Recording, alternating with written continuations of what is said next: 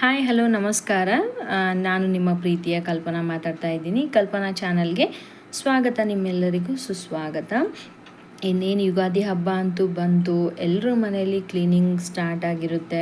So ಯಾವ ಥರ ಪೂಜೆನ ಮಾಡಬೇಕು, ಪೂಜೆ ದೇವ್ರ ಪಾತ್ರೆನ ಯಾವ ರೀತಿಯಲ್ಲಿ ತೊಳಿಬೇಕು, ಮತ್ತು ನಾವು ಮನೇನ ಹೇಗೆ ಸ್ವಚ್ಛಗೊಳಿಸ್ಕೋಬೇಕು, ಮನೆ ಯಾವ ರೀತಿಯಿಂದ ಇಟ್ಟರೆ ನಮಗೆ ಲಕ್ಷ್ಮಿ ದೊರಿತಾಳೆ ಅನ್ನೋದನ್ನು ಇವತ್ತಿನ ವಿಡಿಯೋದಲ್ಲಿ ಇನ್ ಡೀಟೇಲ್ ಆಗಿ ತಿಳಿಸ್ಕೊಡ್ತಾ ಇದ್ದೀನಿ.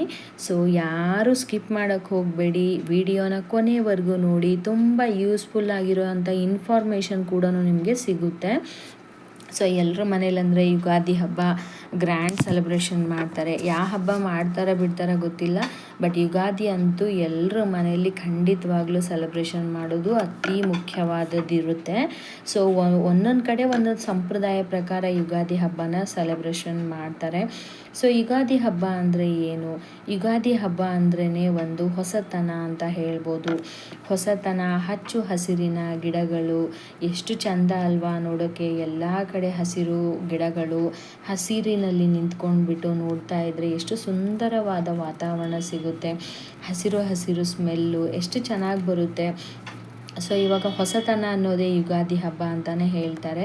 ಸೊ ಜನವರಿ 1ನೇ ತಾರೀಕು ಎಲ್ಲರಿಗೂ ಹ್ಯಾಪಿ ನ್ಯೂ ಇಯರ್ ಅಂತ, ಹೊಸ ವರ್ಷ ಅಂತ ಕ್ಯಾಲೆಂಡರ್ ಪ್ರಕಾರ ಸ್ಟಾರ್ಟ್ ಆಗುತ್ತೆ.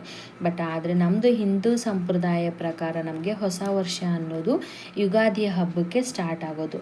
ಸೊ ಯುಗಾದಿ ಹಬ್ಬದಿಂದ ನಾವು ಹೊಸ ಜೀವನದಲ್ಲಿ ಕಾಲಿಟ್ಟು, ಹೊಸ ಎಲ್ಲ ದಿನಸಾಗಿರ್ಬೋದು, ಹೊಸ ಹಸಿರು ಹಸಿರು ಎಲ್ಲ ಆಯಿತು, ಹೊಸದಾಗಿ ಬರುವಂಥ ಧಾನ್ಯಗಳಾಗಿರ್ಬೋದು, ಪ್ರತಿ ಒಂದನ್ನು ನಾವು ಹಸಿರಾಗಿ ಸೆಲೆಬ್ರೇಷನ್ ಮಾಡೋದೇ ಹೊಸತನ, ಯುಗಾದಿ ಅಂತಲೇ ಹೇಳೋದು. ಸೊ ಎಲ್ಲ ಹಬ್ಬಕ್ಕೂ ಆಲ್ಮೋಸ್ಟ್ ಆಗಿ ಬಟ್ಟೆ ಎಲ್ಲ ಎತ್ತುತ್ತೀರ ನೀವು. ಬಟ್ ಯುಗಾದಿ ಹಬ್ಬಕ್ಕೆ ಸ್ಪೆಷಲಾಗಿ ಬಟ್ಟೆಯನ್ನು ತೊಗೊಳ್ಳೇಬೇಕು. ಯಾಕಂದರೆ ಯುಗಾದಿ ಹಬ್ಬ ಹೊಸತನ ಬಂದಿರೋದು. ಸೊ ಹೊಸತನದಲ್ಲಿ ನಮ್ಮ ಜೀವನದಲ್ಲಿ ಹೊಸದನ್ನು ತರಲಿ, ಕಹಿ ಬೆಲ್ಲ ಎರಡೂ ಇರಲಿ ನಮ್ಮ ಜೀವನದಲ್ಲಿ, ಸಮಾನವಾಗಿರಬೇಕು. ಬೆಲ್ಲ ಎಷ್ಟು ರುಚಿಯಾಗಿರುತ್ತೋ ಅದೇ ಥರ ಬೇವಿನಕಾಯಿ, ಮಾವಿನೆಲೆ, ಒಂದು ಸಂಸಾರ ಇದೆ ಅಂದರೆ ಆ ಸಂಸಾರದಲ್ಲಿ ನಮಗೆ ಎಲ್ಲ ರೀತಿಯಿಂದ ಇರಬೇಕು. ಅದಕ್ಕೆ ಸಂಸಾರ ಅಂತ ಅನ್ಗೊಣಿಸ್ಕೊಂಡು ಹೋಗೋದಿರುತ್ತಲ್ವ, ಅದು ಮೇನ್ ಇಂಪಾರ್ಟೆಂಟ್. ದೇವರೇ ನನಗೆ ಬರೀ ಖುಷಿ ಮಾತ್ರ ಕೊಡು, ಕಷ್ಟ ಕೊಡಬೇಡ ಅನ್ನೋದು ಬೇಡ. ದೇವರೇ ಕಷ್ಟನೂ ಕೊಡು, ಸುಖನೂ ಕೊಡು, ಆದರೆ ಎರಡನ್ನೂ ನಾನು ಸರಿ ಸಮಾನವಾಗಿ ತೂಗಿಸ್ಕೊಂಡು ಹೋಗೋ ಶಕ್ತಿ ನನಗೆ ಕೊಡು ದೇವರೇ ಅಂತ ಕೇಳ್ಕೊಳ್ಳೋದೇ ಒಂದು ಹೊಸತನ ಅಂತಲೇ ಹೇಳ್ಬೋದು. ಸೊ ಯಾರೆಲ್ಲ ಶಾಪಿಂಗ್ ಮಾಡ್ತೀರಾ, ಹೆಣ್ಮಕ್ಳಿಗಂತೂ ಸೀರೆ ಅಂದರೆ ತುಂಬಾ ಇಷ್ಟ ಆಗುತ್ತೆ. ನಿಮ್ಮ ಹತ್ರ ಎಷ್ಟೋ ಕಲರ್ಸು, ಎಷ್ಟೋ ವೆರೈಟಿ ಸ್ಯಾರೀಸ್ ಅಂತೂ ನಿಮ್ಮ ಹತ್ರ ಇದ್ದೇ ಇರುತ್ತೆ ಹೆಣ್ಮಕ್ಳ ಹತ್ರ. ಬಟ್ ಆಲ್ಮೋಸ್ಟ್ ಆಗಿ ತುಂಬ ಇಂಪಾರ್ಟೆಂಟ್ ಆಗಿಬಿಟ್ಟು ನೀವು ಗ್ರೀನ್ ಕಲರ್ ಸ್ಯಾರಿನ ತೊಗೊಂಡ್ರೆ ಹೊಸತನದ, ಹಚ್ಚಿ ಹಸಿರು ಬಣ್ಣ ಅಂತ ಹೇಳ್ತೀವಲ್ವ, ಅದು ಹೊಸತನದ ಸಂಕೇತ ಆಗಿರುತ್ತೆ. ಸೊ ತುಂಬ ಪಾಸಿಟಿವ್ ವೈಬ್ ಕೊಡೋ ಅಂಥ ಕಲರು ಅದು. ಅದಕ್ಕೋಸ್ಕರ ಲೈಟ್ ಗ್ರೀನು, ಮತ್ತು ಡಾರ್ಕ್ ಗ್ರೀನು ಈ ಥರ ಸ್ಯಾರಿನ ತೊಗೊಂಡ್ಬಿಟ್ಟು ನೀವು ಹಾಕ್ಕೊಂಡ್ರೆ ತುಂಬ ಅಂದರೆ ತುಂಬ ಶುಭ ಸಂಕೇತ ಅಂತಲೇ ಹೇಳ್ಬೋದು. ತುಂಬ ಚೆನ್ನಾಗಿರುತ್ತೆ. ಸೊ ನಿಮ್ಮ ಹತ್ರ ಒಂದು 2-3 ಸೀರೆ ಇದ್ರೂ ಪರವಾಗಿಲ್ಲ, ಇದು ಒಂದು ಇರಲಿ ಅಂತ ನೀವು ಹಸಿರು ಬಣ್ಣದ ಬಳೆಗಳು, ಹಸಿರು ಬಣ್ಣದ ಸೀರೆಯನ್ನು ಹಾಕ್ಕೊಂಡ್ರೆ ತುಂಬ ಅಂದರೆ ತುಂಬ ಪಾಸಿಟಿವ್ ವೈಬ್ ಸಿಗುತ್ತೆ. ಅದ್ರ ಜೊತೆಗೆ ಮನೆ ಕ್ಲೀನಿಂಗ್ ಮಾಡಬೇಕು ಅಂದರೆ ಸುಮ್ಮನೆ ಮನೆ ಸುಮ್ಮನೆ ಗೋಡೆ ದೂಸು ಹೊಡೆಸ್ಕೊಂಡೆ, ಫ್ಯಾನ್ ಕ್ಲೀನ್ ಮಾಡಿಕೊಂಡೆ, ಕ್ಲೀನ್ ಆಯ್ತಲ್ಲಪ್ಪ ಅಂತ ಕ್ಲೀನ್ ಮಾಡೋಕ್ಕೆ ಹೋಗಬೇಡಿ. ಫುಲ್ ಸಂಪೂರ್ಣವಾಗಿ ಡೀಪ್ ಕ್ಲೀನಿಂಗನ್ನು ಮಾಡ್ಕೊಳ್ಳಿ. ನಿಮಗೆ ಟೈಮ್ ಇತ್ತು ಅಂದರೆ ಒಂದೇ ದಿವಸದಲ್ಲಿ ಮಾಡ್ಕೊಳ್ಬಿಡಿ. ಅಮಾವಾಸ್ಯೆಗಿಂತ ಮುಂಚೆನೇ ನಾವು ಮಾಡ್ಕೊಳ್ಳೋದು ಒಳ್ಳೆಯದು. ಯಾಕಂದರೆ ಅಮಾವಾಸ್ಯೆ ಆದಮೇಲೆ ನಾವು ಮಾಡೋಕ್ಕೆ ಹೋಗಬಾರ್ದು. ಅಮಾವಾಸ್ಯೆಗಿಂತ ಮುಂಚೆ 1-2 ದಿವಸಕ್ಕಿಂತ ಮುಂಚೆನೇ ನಾವು ಡೀಪ್ ಕ್ಲೀನನ್ನು ಮಾಡಬೇಕು. ಸೊ ಡೀಪ್ ಕ್ಲೀನಿಂಗ್ ಅಂದರೆ ಏನು ಅಂದರೆ ನಾವು ಕೆಟ್ಟದನ್ನೆಲ್ಲ ಹೋಗ್ಬಿಟ್ಟು ಒಳ್ಳೆಯದೆಲ್ಲ ಬರಲಿ ಅಂತ ಕೇಳ್ಕೊಳ್ಳೋದು. ಇವಾಗ ಕಾಮಣ್ಣ ಸುಡೋದು, ಹೋಲಿ ಟೈಮಲ್ಲಿ ಹೋಲಿ ದಹನ, ಕಾಮಣ್ಣ ಸುಡೋದು ಮಾಡ್ತಾರೆ. ಅದರ ಸಂಕೇತ ಏನು ಅಂದರೆ ಕೆಟ್ಟದನ್ನೆಲ್ಲ ಸುಟ್ಟಿಬಿಟ್ಟು ಒಳ್ಳೆಯದನ್ನು ಮಾಡು ಅನ್ನೋ ಸಂಕೇತದಿಂದ ನಾವೇನು ಮಾಡ್ತೀವಿ ಅಂದರೆ ಕೆಟ್ಟದು, ಇವಾಗ ಹಳೆ ವಸ್ತು ಇರ್ಬೋದು, ಹಳೆ ಮನೇಲಿ ಏನಾದರೂ ಯೂಸ್ ಮಾಡಲ್ದಂಗೆ ಇದ್ದರೆ ಕೂಡ ಅದನ್ನು ಹಾಕಿ ಸುಟ್ಬಿಡ್ತೀವಿ. ಯಾಕಂದರೆ ಇದ್ರ ಜೊತೆ ಹೋಗಲಿ ಅಂತ.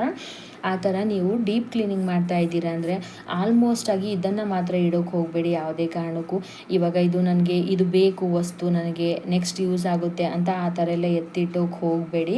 ಸುಮ್ಮನೆ ಅನವಶ್ಯಕತೆ ಇಲ್ಲದ ವಸ್ತುಗಳನ್ನೆಲ್ಲ ಮನೇಲಿ ಇಟ್ಕೊಳ್ಳೋಕೆ ಹೋಗಬೇಡಿ ಯಾವುದೇ ಕಾರಣಕ್ಕೂ. ಇದು ಇಂಪಾರ್ಟೆಂಟು, ಇದು ಅವಶ್ಯಕತೆ ಇದೆ ನನಗೆ ಅನ್ನೋದಿದ್ರೆ ಮಾತ್ರ ಇಟ್ಕೊಳ್ಳಿ, ಇಲ್ಲಾಂದರೆ ಯಾವುದೇ ಕಾರಣಕ್ಕೂ ಆ ಥರ ಎಲ್ಲ ಇಟ್ಕೊಳ್ಳೋಕೆ ಹೋಗಬೇಡಿ. ಮತ್ತು ಎಷ್ಟೋ ವರ್ಷದಿಂದ ತುಂಬಿರೋ ಬಿಲ್ಲೆಲ್ಲ ಇರುತ್ತೆ, ಕರೆಂಟ್ ಬಿಲ್ ಆಗಿರ್ಬೋದು, ವಾಟರ್ ಬಿಲ್ ಆಗಿರ್ಬೋದು, ಮನೆ ಬಾಡಿಗೆ, ಮತ್ತು ಗ್ರೋಸರಿ ತಂದಿರೋ ಶಾಪಿಂಗ್ ಬಿಲ್ ಆಗಿರ್ಬೋದು, ಇದನ್ನೆಲ್ಲ ನಾವು ಸ್ಟಾಕ್ ಮಾಡಿ ಇಡ್ತೀವಿ. ಅಂಥದ್ದು ಮಾಡಬಾರ್ದು. ಅದು ಕೂಡ ಸ್ಟಾಕಾಗಿ ಇಡೋ ಪದ್ಧತಿ ಕರೆಕ್ಟ್ ಇಲ್ಲ ಅಂತಲೇ ಹೇಳ್ಬೋದು. ಸೊ ಬಿಲ್ ಕೊಟ್ಟಾಯ್ತಾ, ಕ್ಲೇರಿಟಿ ಆಯಿತಾ, ಬೇಕಂದರೆ ಒಂದು ಫೋಟೋ ಏನಾದರೂ ಕ್ಲಿಕ್ ಮಾಡ್ಕೊಂಡ್ಬಿಟ್ಟು ನೀವು ಬಿಲ್ಲನ್ನು ಹರಿದು ಬಿಡಬೇಕು. ಯಾವುದೇ ಕಾರಣಕ್ಕೂ ಬಿಲ್ಲೆಲ್ಲ ಸ್ಟಾಕಲ್ಲಿ ಇಟ್ಕೋಬಾರ್ದು. ಇವಾಗ ಮದುವೆ ಇನ್ವಿಟೇಷನ್ ಬರುತ್ತೆ ಮನೇಲೆಲ್ಲ, ಇವಾಗ ಮದುವೆ ಸೀಸನಲ್ಲಿ ಮದುವೆ ಇನ್ವಿಟೇಷನ್ ಬರುತ್ತೆ. ಸೊ ಮದುವೆ ಇನ್ವಿಟೇಷನ್ ಕೂಡ ಸ್ಟಾಕಾಗಿ ಇಟ್ಕೋಬಾರ್ದು. ಮದುವೆ ಆಯಿತಾ, ಡೇಟ್ ಕಂಪ್ಲೀಟ್ ಆಯಿತಾ ಅವ್ರದ್ದು, ಅದನ್ನು ಬಿಸಾಕ್ಬಿಡಬೇಕು ಅಷ್ಟೇ ಹೊರತು ಮನೇಲಿ ಸ್ಟಾಕಾಗಿ ಯಾವುದೇ ಕಾರಣಕ್ಕೂ ಇಟ್ಕೋಬಾರ್ದು. ಮತ್ತು ಎಲ್ಲಕ್ಕಿಂತ ಮೋಸ್ಟ್ ಇಂಪಾರ್ಟೆಂಟು ಬಟ್ಟೆ ಕ್ಲೀನಿಂಗು. ಸೊ ಬಟ್ಟೆ ಎಲ್ಲ ಮನೆ ಕ್ಲೀನ್ ಆದಮೇಲೆ ಒಂದು ಸರಿ ಕಬೋರ್ಡ್ ಮಾತ್ರ ಕ್ಲೀನ್ ಮಾಡೋದು ಮರಿಬೇಡಿ ಯಾವುದೇ ಕಾರಣಕ್ಕೂ. ಸೊ ಕಬೋರ್ಡ್ ಕ್ಲೀನ್ ಮಾಡಿದಾಗ ನಮ್ಗೆ ಏನೆಲ್ಲ ಸಿಗುತ್ತೆ ಅಂದರೆ ಹಳೆ ಬಟ್ಟೆ ಇರುತ್ತೆ, ಎಷ್ಟೊಂದು ಹಳೆ ಬಟ್ಟೆ ಇರುತ್ತೆ, ನಾವು ಯೂಸೇ ಮಾಡಿರಲ್ಲ ಅಂಥ ಬಟ್ಟೆ ಎಲ್ಲ ಇರುತ್ತೆ. ಸೊ ನಾವು ಯೂಸ್ ಮಾಡಿದ್ದೀವಿ, ಇವಾಗ ಇದರ ಅವಶ್ಯಕತೆ ಇಲ್ಲ ನಮಗೆ, ಬಟ್ ಚೆನ್ನಾಗಿದೆ ಅನ್ನೋ ಥರ ಇದ್ರೇ ನೀವು ಯಾರಿಗಾದರೂ ನೀವು ಕೊಡಬಹುದು. ಇಲ್ಲ ಇದು ಹಾಳಾಗಿದೆ ತುಂಬಾ, ಇದು ಇಷ್ಟು ದಿವಸ ನಾನು ಯೂಸ್ ಮಾಡಿದ್ದೀನಿ, ಇನ್ಮೇಲೆ ಯೂಸ್ ಮಾಡೋಕ್ಕಾಗಲ್ಲ ಅಂಥ ಬಟ್ಟೆ ಇದ್ದರೆ ನೀವು ಮನೆ ಕೆಲಸಕ್ಕೆ ಯೂಸ್ ಮಾಡ್ಕೊಂಡು ಡಸ್ಟ್ಬಿನ್ಗೆ ಹಾಕಿಬಿಡ್ಬೋದು, ಇಲ್ಲ ಕಸದಲ್ಲಿ ಹಾಕಿಬಿಟ್ಟು ನೀವು ಬಿಸಾಕ್ಬಿಡ್ಬೋದು. ಬಟ್ ತುಂಬ ಚೆನ್ನಾಗಿದ್ದು ಬಟ್ಟೆ ಹಾಳು ಮಾಡೋಕ್ಕೂ ಮನಸ್ಸಿಲ್ಲ, ಕೊಡಬೇಕು ಯಾರಿಗಾದರೂ ಅಂತ ಇರ್ತಿರಲ್ವ, ಅಂಥವ್ರು ಏನು ಮಾಡಿ ಅಂದರೆ ನೀವು ಹಾಕ್ಕೊಂಡಿರೋ ಬಟ್ಟೆ ಹಾಗೆ ಕೊಡಬಾರ್ದು, ಯಾವುದೇ ಕಾರಣಕ್ಕೂ ಹಾಗೆ ಕೊಡಬಾರ್ದು. ಸೊ ಅದನ್ನು ನೀವೇನು ಮಾಡಿ ಅಂದರೆ ಒಂದು ಬಕೆಟಲ್ಲಿ ಸ್ವಲ್ಪ ಉಪ್ಪು ಮತ್ತು ಸ್ವಲ್ಪ ಅರಿಶಿನ ತೊಗೊಂಡ್ಬಿಟ್ಟು ನೀವು ಅದರಲ್ಲಿ ಜಾಡಿಸ್ಬಿಟ್ಟು ನೀವು ಬಿಸಿಲಿಗೆ ಒಣಗಾಕ್ಬಿಡಬೇಕು. ಒಣಗಿದ ನಂತರ ಫೋಲ್ಡಿಂಗ್ ಮಾಡಿ ನೀವು ಯಾರಿಗೆ ಬೇಕೋ ಅವರಿಗೆ ಕೊಡಬೇಕು. ಸೊ ಆವಾಗ ಏನಾಗುತ್ತೆ ಅಂದರೆ ನಾವು ಹಾಕ್ಕೊಂಡಿರೋ ಅಂತಹ ನೆಗೆಟಿವ್ ನಮ್ಮ ಬಾಡಿಯಲ್ಲಿ ಏನಾದರೂ ನೆಗೆಟಿವಿಟಿ ಇತ್ತು ಅಂದರೆ ಕೂಡ ಅದು ಅವ್ರ ಹತ್ರ ಸ್ಪ್ರೆಡ್ ಆಗಲ್ಲ. ಯಾಕಂದರೆ ಅವ್ರು ನಮ್ಮ ಬಟ್ಟೆ ಹಾಕ್ತಾರಲ್ವ, ಅದರಿಂದ ಅವರಿಗೆ ಸ್ಪ್ರೆಡ್ ಆಗಲ್ಲ ಅನ್ನೋ ರೀಸನ್ಗೆ ನೀವು ಆ ಥರ ಮಾಡಿಕೊಟ್ಟಿದ್ರೆ ತುಂಬ ಒಳ್ಳೆಯದಾಗುತ್ತೆ ಅಂತಲೇ ಹೇಳ್ಬೋದು. ಸೊ ಮತ್ತು ದೇವ್ರ ಸಾಮಾನು ಯಾವಾಗ ತೊಳಿಬೇಕು ಅಂದರೆ ಮಂಗಳವಾರ ಶುಕ್ರವಾರ ತೊಳೆಯೋಕ್ಕೆ ಹೋಗಬೇಡಿ. ಮಂಗಳವಾರ ಇವಾಗ ಒಂದೊಂದು ಮನೇಲಿ ಒಂದೊಂದು ಪದ್ಧತಿ ಆಗಿರುತ್ತೆ, ಅದಕ್ಕೋಸ್ಕರ ಸೊ ಮಂಗಳವಾರ ಇವಾಗ ಯಾರೆಲ್ಲ ಮಂಗಳವಾರ ತೊಳಿಬಾರ್ದು ಅಂತಾರೆ, ಯಾರು ಮಂಗಳವಾರ ದಿವಸನೇ ಕಳಶ ಸ್ಥಾಪನೆ ಮಾಡೋದು ಉಂಟು, ಎಲ್ಲ ಕಡೆ ಇದೆ. ಯಾರ್ಯಾರ ಮನೆ ಸಂಪ್ರದಾಯ ನೀವು ದಿನಾ ತೊಳೆದು ಪೂಜೆ ಮಾಡ್ತೀರಾ ಅಂದರೆ ನೀವು ದಿನಾ ತೊಳೆದ್ಬಿಟ್ಟು ಪೂಜೆನ ಮಾಡಿ. ಇಲ್ಲ ಯಾವಾಗಾದ್ರೂ ಅಂದರೆ ಇವಾಗ ನಾಳೆ ನೀವು ಮನೆ ದೇವ್ರ ಪೂಜೆ ಯಾವಾಗ ಮಾಡ್ತೀರಾ, ಮನೆ ದೇವ್ರ ವಾರ ಯಾವುದಿದೆ ಅದನ್ನು ನೋಡ್ಕೊಂಡು, ಇವಾಗ ಸೋಮವಾರ ನಿಮ್ಮ ಮನೆ ದೇವರು ವಾರ ಇತ್ತು ಅಂದರೆ ನೀವೇನು ಮಾಡಿ ಸ್ಯಾಟರ್ಡೇ ದಿವಸ ಎಲ್ಲ ಪಾತ್ರೆ ದೇವ್ರ ಮನೆ ಎಲ್ಲನೇ ನೀಟಾಗಿ ತೊಳ್ಕೊಂಡು ಇಟ್ಬಿಟ್ಟು ನೀವು ಸೋಮವಾರನ ಪೂಜೆ ಮಾಡ್ಕೊಂಡು ಹೋಗ್ಬೋದು. ಸೊ ಅದು ತುಂಬ ಒಳ್ಳೆಯದಂತಲೇ ಹೇಳ್ಬೋದು. ಮತ್ತು ಹುಣ್ಣಿಮೆ ಅಮಾವಾಸ್ಯೆ ದಿನ ಎಲ್ಲ ದೇವರು ಉಜ್ಜೋದು, ಕಳಶ ಎತ್ತೋದು ಅದನ್ನೆಲ್ಲ ಮಾಡಬಾರ್ದು ಅಂತ ಹೇಳ್ತಾರೆ.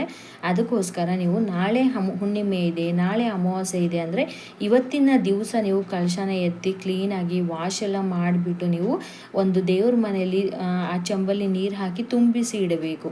ತುಂಬಿಸಿ ಇಟ್ಟಿದ ನಂತರ ನೀವು ಬೆಳಗ್ಗೆ ಎದ್ದು ಕಳಶನ ಸ್ಥಾಪನೆ ಮಾಡ್ಬೋದು. ಈ ಥರ ಎಲ್ಲ ಚಿಕ್ಕದು ಒಂದು ಮಾಡೋದ್ರಿಂದ ನಮಗೆ ತುಂಬ ಅಂದರೆ ತುಂಬ ಪಾಸಿಟಿವ್ ಎನರ್ಜಿ ಸಿಗುತ್ತೆ. ಸೊ ಯಾವ ಮನೆ ಕ್ಲೀನಾಗಿರುತ್ತೋ ಆ ಮನೆಯಲ್ಲಿ ಲಕ್ಷ್ಮಿ ನೆಲೆಸಿರ್ತಾಳೆ ಅನ್ನೋದು ಒಂದು ನಂಬಿಕೆ ಇದೆ. ಅದರಿಂದ ಆದಷ್ಟು ನಿಮ್ಮ ಮನೇನ ನೀಟಾಗಿ ಇಟ್ಕೊಳ್ಳೋಕ್ಕೆ ಟ್ರೈ ಮಾಡಿ. ಡೀಪ್ ಎಲ್ಲ ಕ್ಲೀನಿಂಗ್ ಆದ ಮೇಲೆ ಅಮಾವಾಸ್ಯೆ ನಾಳೆ ಇದೆ, ಇವತ್ತಿನ ದಿವಸ ನೀವೆಲ್ಲ ದೇವ್ರ ಮನೆ ಕ್ಲೀನಿಂಗು ಟೋಟಲ್ ಎಲ್ಲನೇ ಕಂಪ್ಲೀಟ್ ಎಲ್ಲ ಆದಮೇಲೆ ಸ್ವಲ್ಪ ಉಪ್ಪು ಅರಿಶಿನ ಮತ್ತು ಗಂಜಲನ ಹಾಕಿಬಿಟ್ಟು ಮನೇನ ಒರೆಸ್ಬಿಟ್ಟು ಎಲ್ಲ ಮೂಲೆಗಳಿಗೂ ಸ್ವಲ್ಪ ಗಂಜಲನ ಹಾಕಿಬಿಟ್ಟು ನೀವು ಇದು ಮಾಡಿದರೆ ನಿಮಗೆ ತುಂಬ ಒಳ್ಳೆಯದು, ತುಂಬ ಪಾಸಿಟಿವ್ ವೈಬ್ ಸಿಗುತ್ತೆ ಅಂತಲೇ ಹೇಳ್ಬೋದು. ಸೊ ತುಂಬ ಈ ಥರ ಎಲ್ಲ ಮಾಡ್ಕೊಂಡು ಹೋದರೆ ನಿಮ್ಮ ಆರೋಗ್ಯ ಕೂಡ ಚೆನ್ನಾಗಿರುತ್ತೆ. ಮನೇಲಿ ಶಾಂತಿ, ನೆಮ್ಮದಿ, ಆಯುಷ್ಯ, ಆರೋಗ್ಯ ಎಲ್ಲ ಕೊಟ್ಟು ಕಾಪಾಡ್ತಾನೆ ದೇವರು ಅಂತಲೇ ಹೇಳ್ಬೋದು. ಅದಕ್ಕೋಸ್ಕರ ಈ ಥರ ಮಾಡಿ ಕೆಲಸನ ಅಂತ ಹೇಳ್ತಾ ಇದ್ದೀನಿ. ಸೊ ಇವತ್ತಿನ ಈ ವಿಡಿಯೋ ನಿಮಗೆ ಇಷ್ಟ ಆಯಿತು ಅಂದರೆ ಪ್ಲೀಸ್ ಲೈಕ್ ಮಾಡಿ, ಶೇರ್ ಮಾಡಿ, ಕಮೆಂಟ್ ಮಾಡಿ. ಎಲ್ಲರಿಗೂ ಥ್ಯಾಂಕ್ ಯು. ಮುಂದೆ ಕೂಡ ಒಳ್ಳೆ ಟಿಪ್ಸ್ ಜೊತೆಗೇ ಬರ್ತೀನಿ ನಿಮ್ಮ ಮುಂದೆ. ಸೊ ಎಲ್ಲರೂ ಸಪೋರ್ಟ್ ಮಾಡಿ ಅಂತ ಕೇಳ್ತಾ ಥ್ಯಾಂಕ್ ಯು ಸೋ ಮಚ್ ಎಲ್ರಿಗೂ. Thank you.